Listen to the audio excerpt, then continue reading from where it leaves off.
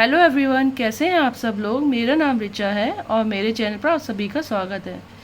इससे पहले वाली वीडियो में हमने एफ.डब्ल्यू. टेलर का scientific principle science not rule of thumb पढ़ा था।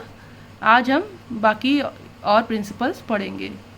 तो साइंटिफिक प्रिंसिपल्स का दूसरा प्रिंसिपल है हार्मनी नॉट डिस्कॉर्ड।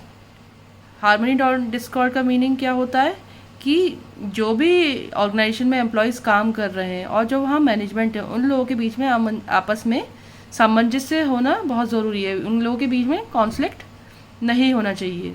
जैसा कि लिखा है, Taylor emphasized that there should be complete harmony between the workers and the management। Taylor ने कहा कि दोनों के मैनेजमेंट और वर्कर्स के बीच में कंप्लीट हार्मनी होनी चाहिए, अच्छा सामंजस्य होना चाहिए। Since if there is any conflict between the two, it will not be beneficial either for the workers और द मैनेजमेंट। यदि दोनों के बीच में कॉन्फ्लिक्ट होगा तो ये किसी के लिए भी बेनिफिशियल नहीं होगा, ना वर्कर्स के लिए ना मैनेजमेंट के लिए। हम कह सकते हैं कि अगर मैनेजमेंट और वर्कर्स के बीच में कॉन्फ्लिक्ट है तो ऑर्गेनाइजेशन के लिए ये हार्मफुल है। ऑर्गेनाइजेशन के गोल्स भी हम अचीव नहीं कर पाएंगे और वर्कर्स और मैनेजमेंट को भी कोई फ़ायदा नहीं होगा। Both the management and the workers should realize the importance of each other. Management और वर्कर्स दोनों को ही एक दूसरे की इंपॉर्टेंस को रियलाइज़ करना चाहिए। In order to achieve this state, Taylor suggested complete mental revolution on the part of both management and workers.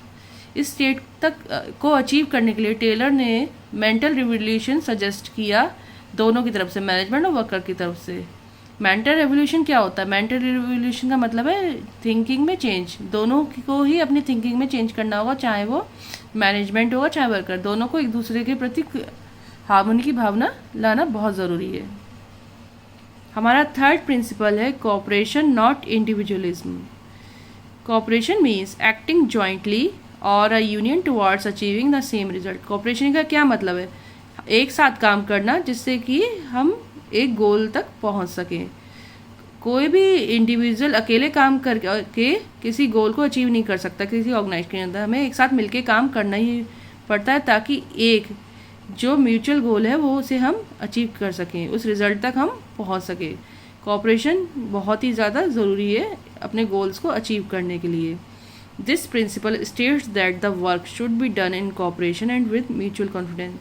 ये प्रिंसिपल कहता है कि वर्क ऐसे होना चाहिए कि वो कोऑपरेशन के साथ काम करे सारे एम्प्लॉयज़ और उनमें आपस में एक दूसरे को ट्रस्ट भी हो। Employees and management should cooperate with each other. Employees और मैनेजमेंट दोनों को ही एक दूसरे के साथ कोऑपरेट करना चाहिए, तभी हम ऑर्गेनाइजेशन के गोल्स को अच्छे से अचीव कर पाएंगे। हमारा फोर्थ प्रिंसिपल है the development of each man to his greatest efficiency and prosperity. According to this principle, the efficiency of each and every person should be taken care of right from his selection। इस principal में कहा गया है कि जो employ की efficiency बहुत ही ज़्यादा इम्पॉर्टेंट है किसी ऑर्गेनाइजेशन की सक्सेस के लिए।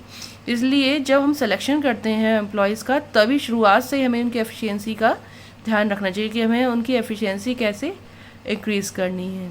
A proper arrangement of everybody's training should be made. इसके लिए हमें क्या करना होगा? सबकी ट्रेनिंग के लिए एक प्रॉपर अरेंजमेंट करना होगा। हमें ध्यान में ऑर्गेनाइजेशन को ध्यान में रखना है कि हाँ, हमें ट्रेनिंग एम्प्लॉयज़ की करानी है, कब ट्रेनिंग की नीड है, कैसे कब हमें ट्रेनिंग प्रोवाइड करनी है एम्प्लॉयज़ को, ताकि वो एफिशिएंट हो सकें अपने काम को करने के लिए। It should also be taken care that each individual should be allotted work according to his ability and interest. इस चीज़ का भी हमेशा ध्यान रखना चाहिए कि हर एक इंडिविजुअल को जो काम मिल रहा है उसकी एबिलिटी और इंटरेस्ट के अकॉर्डिंग ही मिल रहा हो, तभी वो उसे अच्छे से कर पाएगा। Such a caring attitude would create a sense of enthusiasm among the employees and a feeling of belongingness too. अगर ऑर्गेनाइजेशन इस तरह का केयरिंग एटीट्यूड रखेगी अपने एम्प्लॉयज़ के प्रति, तो क्या होगा? वो अपने काम को करने के लिए उत्साहित होंगे, उत्साह के साथ काम करेंगे और उन्हें लगेगा हाँ, हमारा भी कोई अपना बिलोंगिंगनेस की उनके अंदर फीलिंग रहेगी, तो वो बहुत अच्छे से काम करेंगे। ऑर्गेनाइजेशन भी प्रॉफिट में जाएगी और जो वहाँ एम्प्लॉयज़ हैं उनके लिए भी अच्छा रहेगा। तो ये थे साइंटिफिक प्रिंसिपल्स ऑफ मैनेजमेंट, जो किसने दिए थे? FW टेलर ने। आज की वीडियो कैसी लगी प्लीज़ बताइएगा। ये मेरा नया चैनल है इसलिए प्लीज़ इसे सब्सक्राइब करिए और मेरे वीडियोस को लाइक करिए। Thank you.